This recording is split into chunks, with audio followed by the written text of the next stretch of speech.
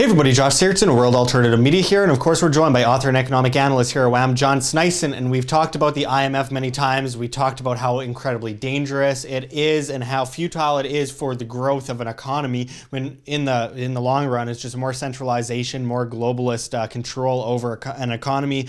And Greece is one of the great examples of that, unfortunately for them, and it appears that the IMF will remain engaged in Greece, according to Lagarde, the head of the IMF, and this happens right after the G7 meetings here. We're seeing a lot of stuff come up about the IMF, and as this article says, the International Monetary Fund will remain engaged in Greece in some form, which will most likely become clearer after a June 21st meeting of Eurozone finance ministers, IMF chief Christin Lagarde said on Monday. And I quote, "We are considering all the options," Lagarde told a news conference with chiefs of other leading economic organizations in Berlin. "But we will certainly remain engaged one way or the other with Greece, and it will probably become much clearer on June 21st when there is a Eurogroup meeting," according to Reuters. So we've talked about how Greece's involvement in the EU and the IMF have been incredibly detrimental to the country. Greece has seen some of the worst monetary symptoms of centralization the world has ever seen. And we've seen what happened in Cyprus. We've seen what happened with the attempted bail-in regimes and, bailouts and the amount of debt and the amount of poverty. I mean, this continues to unroll. John, can you explain what this is all about? Well, first of all, when you want to make people obedient to the state, you just create a whole wide array of programs that you give people money for free. And that's what Greece did. They have so many for free, exactly. And that's how they created all these programs. And then suddenly their economy was so big that the government was above 50% of the total economy. And that's why it collapsed in on itself, of course. And what happened then is that all these programs, now the government comes in and like, oh yeah, we got to take austerity now. We got to take away your programs. And then we keep you obedient by you begging us for more money, more free money. So it's very, a good way to try to enslave your population is by first making them, dependent on the free stuff, and then you try to pull it away a little bit so people start feeling it because they've become so dependent on the state. And now, of course, after that, because they are bankrupt, you have the vampire squids like IMF coming in there and borrowing a whole bunch of money because they know that Greece is not going to be able to pay, Argentina is not going to be able to pay, Ukraine is struggling to pay their IMF payments. All these countries, especially all over Africa, they're like a predatory lender, a loan shark that comes in and knows that you can't pay, but he knows that you have some collateral, some mines, some public transport, some public harbor ports, airports, and so on, that they can, just loot and take away from them. Now, I'm not for, nationalization or anything, but that's what they do. Is the IMF comes in and steals everything by,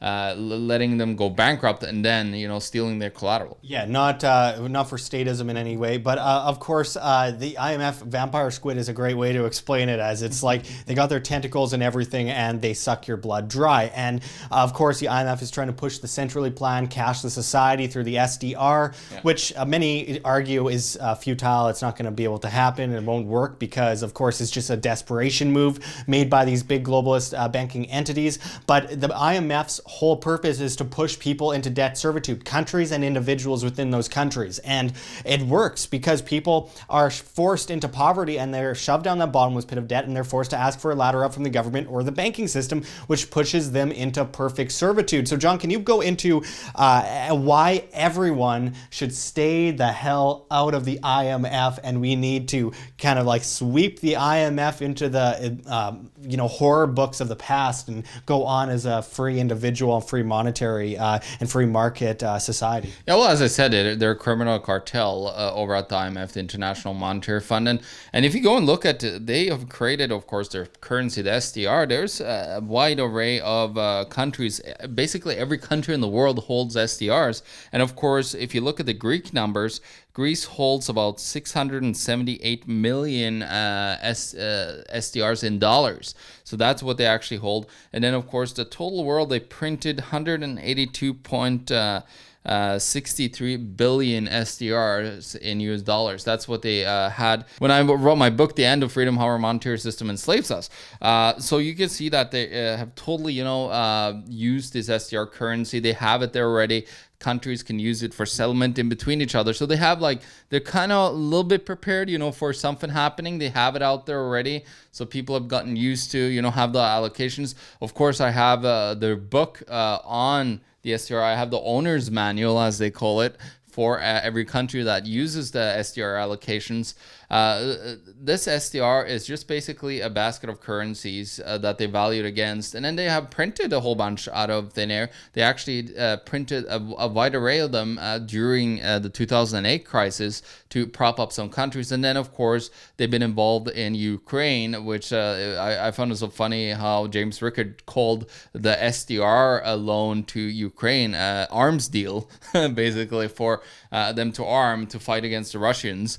So they're all over, they have their hands all dirty in all places. They go into places like South Sudan, Angola, like all these places around the world. Did Lagarde have some criminal charges against her not that long ago? Well, yeah, in France, of course. And, every market manipulation, right? Well, yeah, you got to remember, every single person that have been at the head of the IMF, you never get there unless you have something criminal on you, because they're gonna have something against you if you are not obedient. So she's a puppet as well. On top of it all, the structure of the IMF is just like an underlying thing. It's under we talked about it in great expanse when we talked about the United Nations. But what you gotta remember now, they created another structure, similar to I call it the Bilderberg of banksters, which is the G30, which is the guys that write all the policies. Then what they do is they use the G20 countries and all the other countries that they let come aboard to the meetings, all the finance ministers in the world meets there,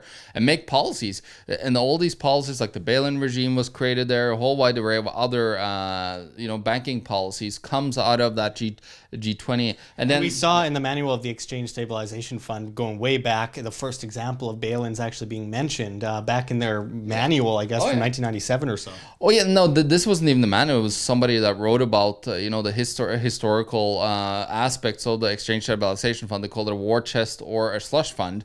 But back to the IMF again, and talking about what their plans are. The IMF are just underlying, as I said. They have, on top of the G20, they have, of course, the Financial Stability Board, which Mark Carney runs. He's the head of that. And they are the ones that sits down together with the G30 people, like all the major chairs at every single bank, the major economists and the biggest central bankers in the world. They meet at G30 behind closed doors and make all these policies without telling the people. And that's this new structure. They were talking about the return of state authority, the actual, you call it the executive director of the G30. He wrote that, the return of state authority. So that should kind of scare you, because that's their plan. That's what they kind of have, if you can call it the conspiracy, the New World Order, is what I would call the whole, new G30 and all that together. They're hiding now. Bilderberg is kind of like everybody starting to know about it, so they're hiding elsewhere. Yeah, well, we have to pay attention to the news right now, folks, because of course, as Bilderberg and G7 wrap up, there are going to be many decisions made, and of course, we're going to see a lot unrolling in the next few weeks. Of course, John and I are going down to the U.S. and doing a big road trip, and then going to the Red Pill Expo in the coming few days. But and just stay tuned for that, because we got a lot coming from there. But on top of that, I think it comes back to individuals need to decentralize and rule themselves and understand these things, educate themselves, be the change they wish to see, be self-sustainable, be financially responsible, and then they shall win. You as an individual will get by all of these bullets coming at you from all different directions if you understand what you're talking about. Because if you understand money, you control your money. If you don't understand money, you will be controlled by your money. And that is why it's so important that you look at things like food, water, shelter, self-defense. You're not gathering things for the toughest guy on the block. Of course, gold, silver, other, tangible assets and everything that you can actually rely on as wealth insurance. And then, of course, fundamentally sound cryptocurrencies. There are a few out there. You have to do your own due diligence, though, and understand them and understand where value comes from: scarcity, application, and demand. So with that said, I think, of course, this is our opinion, not investment advice, but it's really important that you as an individual understand this information and become as responsible as humanly possible for yourself and for your family and for those around you that you end up influencing with this kind of information. Bottom line, John? Bottom line is, if you are the head of any country in the world, not that I like the state structure, but I would say to you, stay out of the lending structure of the IMF, because they would just lend you money just to get you involved and topple you. They did that with Boris Yeltsin and a whole bunch of other people in order to take them out. And they're financial assassins. That's what they are, together with being loan sharks. So they just continue to steal. Stay away from the Ponzi scheme that's the IMF, and of course the whole central banking grid. So then that's how we can win this system, is by decentralizing, as Josh said. Yeah, absolutely. Decentralize everything. Of course, all fiat currencies eventually revert to their true value of zero. They always have, they always will, going back to 1024 AD in China.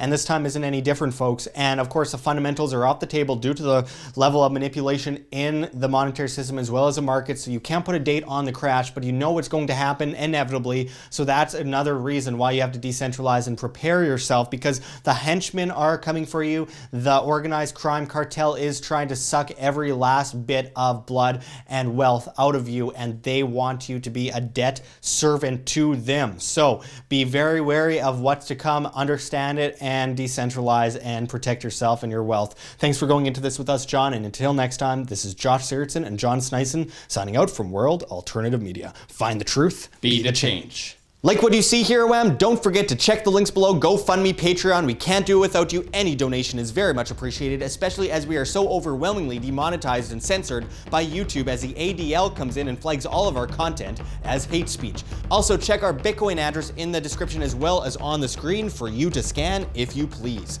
And also find us at steemit.com at Josh Sigurdson, the future of social media, where you get paid in the upvote of your post in Steem, the cryptocurrency. And also find us at the Red Pill Expo, which we have a reference link for below in the description and the comments as well. Hosted by G. Edward Griffin, amazing speakers coming out to speak this year. Don't miss it. It's in Spokane, Washington, June 21st to 23rd. We hope to see you there. But until next time, this is Josh Sigurdson signing out from World Alternative Media. Find the truth, be the change.